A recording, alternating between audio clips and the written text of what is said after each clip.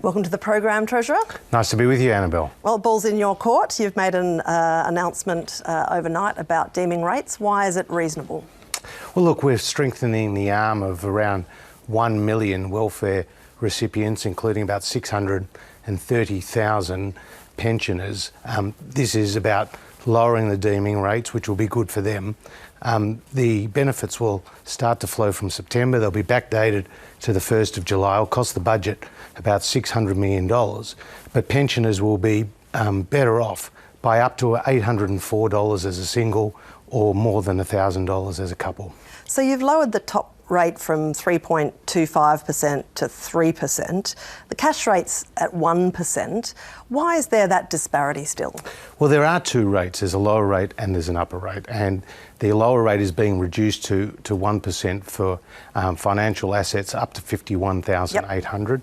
And the upper rate's being reduced, as you say, to 3% for those assets above. But what's important to understand, it's not a linear equation between or comparison between the cash rate and the deeming rate, because the deeming rate applies to a whole suite of assets. So it applies to bank deposits, and a term deposit could be at 1.75% today, or could apply to superannuation returns, and that's averaging around 5.5%, or to yields on ASX 200 stocks, which are averaging about 4.5%. So Anne Ruston has gone through the proper process. We think this is a good outcome. Indeed, the Council of Ageing, Ian Yates, has said today this is a positive outcome.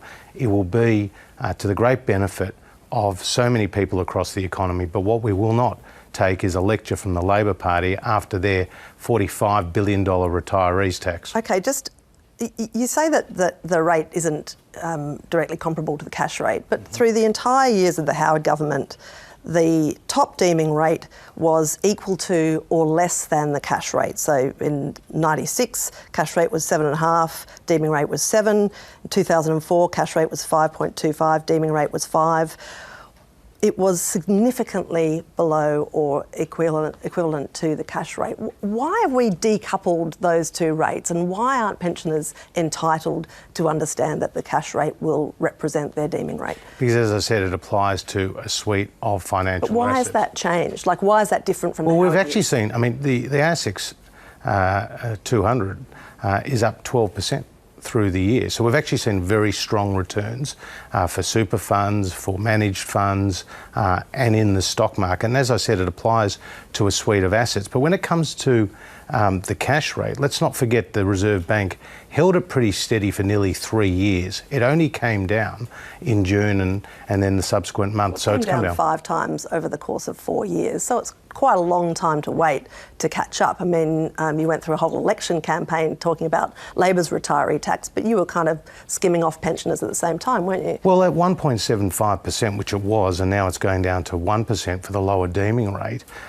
we think that's a very good outcome because, as I said, you can get a 6-month term deposit today for 1.75%. So even a term deposit is above the lower deeming rate. But as I say... Can you get a term deposit for 3% anywhere? Can you name a bank that offers a 3% rate for a term deposit? Well, you're more likely to get it between 1.75% and 2, right, or just above 2. So no. But it's about a suite of assets, Annabelle. So aren't you pushing pensioners then into more high-risk investments? You're saying, don't get a term deposit, go and have a flutter on the share market. Is that really a good signal to send? I wouldn't call superannuation a flutter on the share market. I'd actually call putting your money, whether it's an industry fund or a retail fund, that can be quite a secure investment. In fact, that's what most Australians do, and it's growing rapidly. So I think superannuation, managed funds, I think they are providing better returns than putting money in the bank.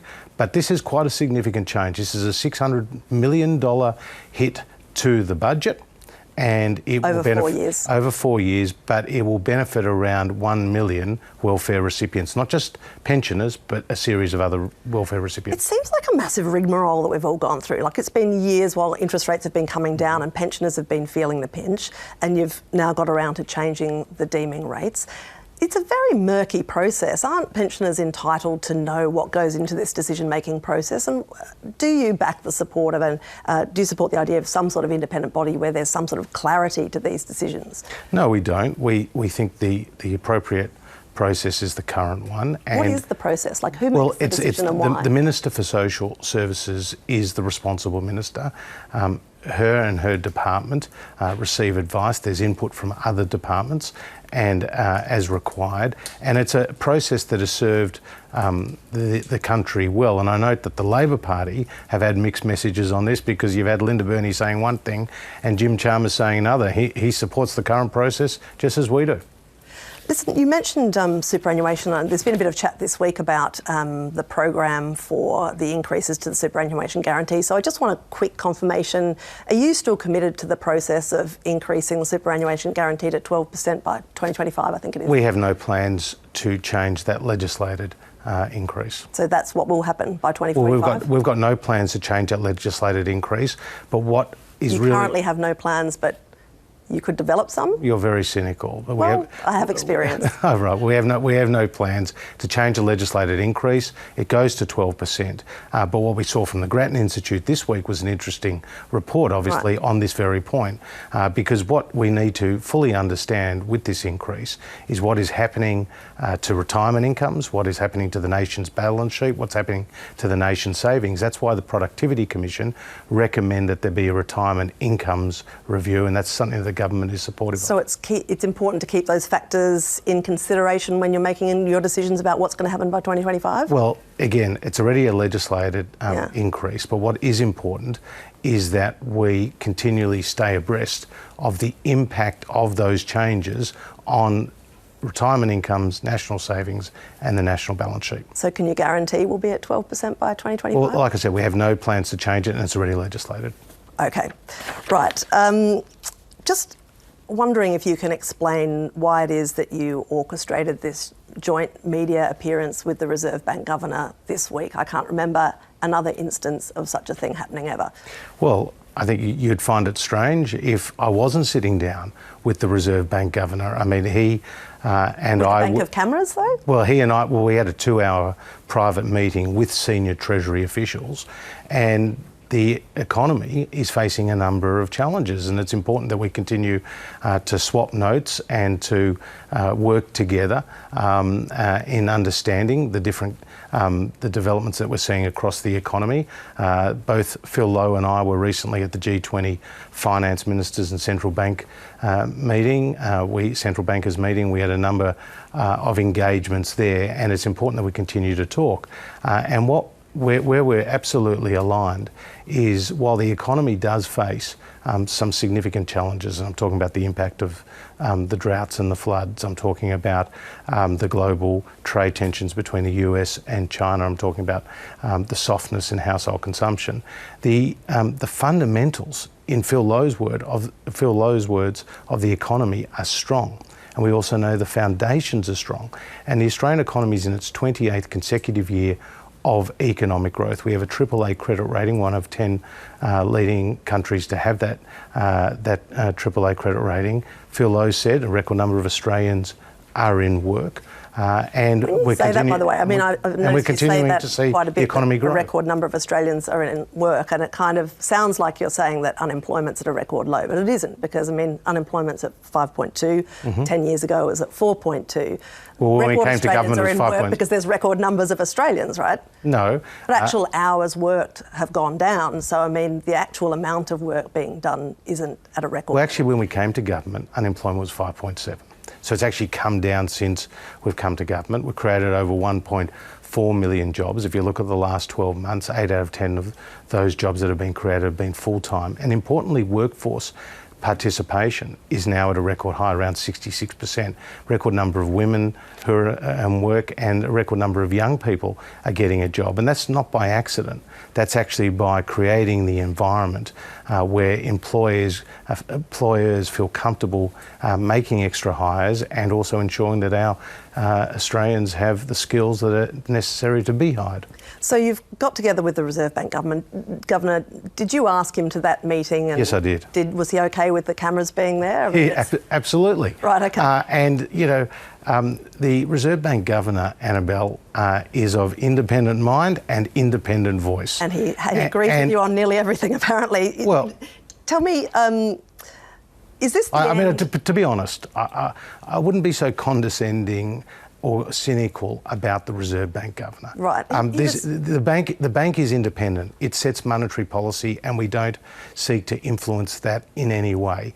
And Governor Phil Lowe is a very respected figure, and treasurers, prime ministers have productive and constructive dialogue. The fact that we sat down for over 2 hours, exchanged notes on the economy, went through in detail the infrastructure pipeline, is a positive development, not to be looked at in any other way.